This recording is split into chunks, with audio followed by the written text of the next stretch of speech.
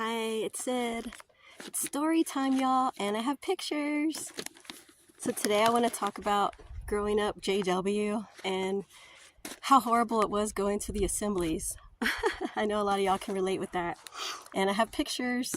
So I want you to notice in these pictures how at first I look really happy as a young girl. See that big old smile? I have no idea what I'm doing. I'm just at some place. I mean, I didn't know what was going on, right? I probably didn't ever listen to the talks, didn't pay attention, right? Here's me a little bit older. There's my mom, my sister. You can see the other folks in the background. I think this is the same day before we actually left. That was my dad, who was an elder on and off and a ministerial servant on and off. Here's me a few years later. You can see that I'm kind of not looking as happy. The programming's starting to kind of sink in at this point, kind of feeling like, This was before a memorial, actually in Puerto Rico. I lived in Puerto Rico for almost a year. That was a really awesome experience. I loved it. This is also in Puerto Rico. This was at a convention. I don't look too happy, kind of look annoyed actually. And then we hit the teen years. This is actually in Texas. There's my mom and my dad and me. And I think I'm holding a Shasta. Remember Shasta? The drinks? That's all they had was Shasta soda there at the conventions. And now a little older, I think I was about 16, 17 here. I look freaking miserable. I used to have other pictures of me where I look like I'm damn near about to cry, but I actually tore those up and threw them away because they were so disturbing. But that's my dad, you know, raising me to be an elder's wife. I look so happy, don't I? And then here's the same day, me and my sis. Pretty crazy, right? So going to assemblies really sucked because it was all day long. So the Sunday meetings were bad enough. They were like, 2 hours long? Those were bad enough. But then when you're at a convention and you have to sit through hours and hours and hours of this brainwashing, mind-numbing, soul-breaking talks, right? And I'm not going to lie, some of the information was okay. Some of the information was good, like stuff about Jesus. That's really all I cared about. But other than that, it was like, I just want to get out of here. I remember going to the restrooms very often just to be able to get away. But that was also bad because the restrooms also were horribly stinky. I don't know if this was y'all's experience, but anytime I walked into the ladies' restroom, you had to wait for like a good 10 minutes just to get a stall. And then once you get in there, it was disgusting smells. Sorry, if that's gross, but that's what I remember. The Shastas, I remember for lunch, they'd have roast beef sandwiches and it would come with like a little barbecue packet.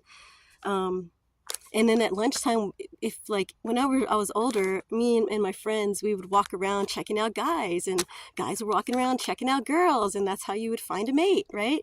So that's what we would do. We'd just walk around and meet up with and see guys and be like, oh, hey, hi, and just slight flirting because you didn't want to make it too obvious. The baptism was always funny. You know, my dad would always be, okay, pay attention, the baptism's coming. You're going to be baptized one day, which I never was because I actually used a scripture in the Bible that said something about Jesus being 33 years old when he was baptized. So I told my dad, hey, I'm not going to get baptized till I'm at least 33 because that's what Jesus did. So he couldn't argue with me. So I used that loophole. So kids, use that loophole on your folks and don't get baptized. It's a trap. Don't, because then they can disfellowship you and traumatize you and all this crap. And they love that. They love it. Don't do it. Another thing is how they were begging for donations, like at the end of the convention. Please, brothers, we need your assistance. And my dad would always be like, oh, we don't pass the collection plate like they do at the Catholic Church. You know, he hated the Catholic Church so much. But yet you almost do the exact same thing with begging. And then as soon as you go to leave, there's donation boxes everywhere. What's the difference, right? They're just not passing a plate. So dumb. Another thing that sucked was like the super, super long prayers at the end of the convention where you're like, God, please let me get out of here. And I mean, I remember some people would just leave. Like they wouldn't even sing the last song or the prayer. They would just jet because they knew everybody's going to be leaving all at once. So let's go ahead and get out of here now before the traffic jam, right? But not my parents. No, we had to stay through the whole prayer and wait. Then we would wait for like 30 minutes to an hour for people to clear out. And I was like, oh God, I just want to go home and watch TV and unwind from this crap. You know what I mean? One really cool thing that did happen to me at a convention was I met Selena's dad and her husband after she passed away. So this was in, I believe it was Corpus. I believe it was Corpus Christi.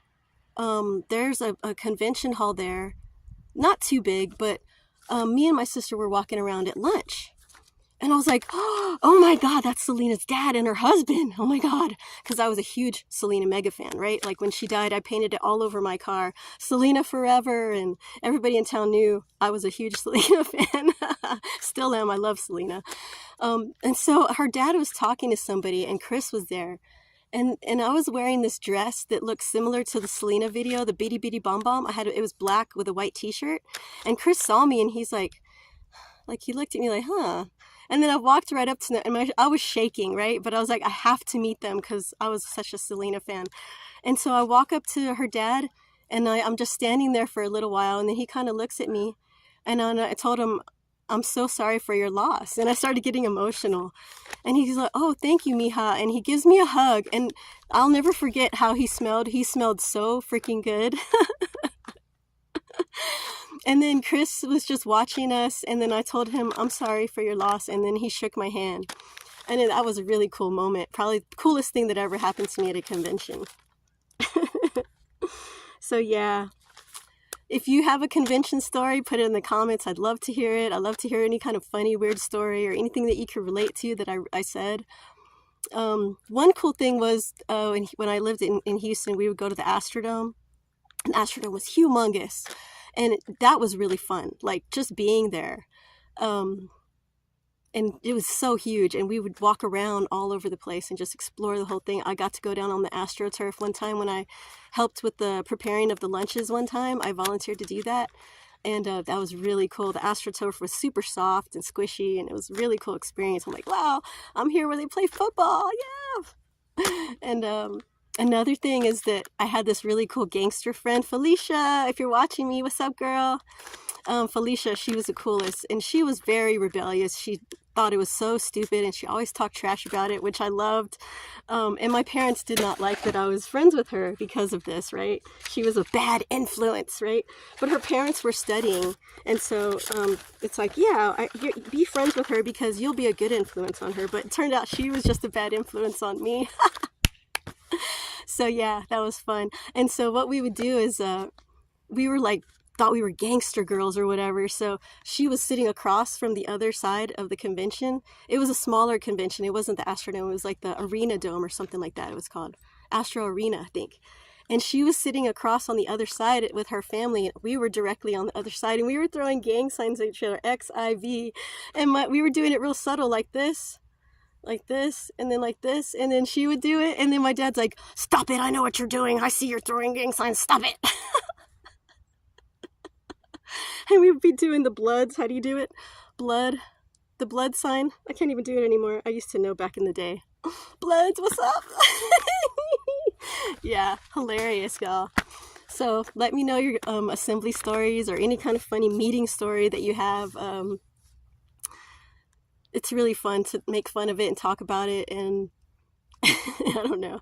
It makes me laugh. So I hope y'all have an awesome day. My name is Sid. I wish you nothing but blessings and love and the best in life, and you can make your life awesome. Screw all this Jehovah's Witness crap, right? They call us apostates, but you know, we're the coolest of the whole group. So keep it up, guys. Love ya.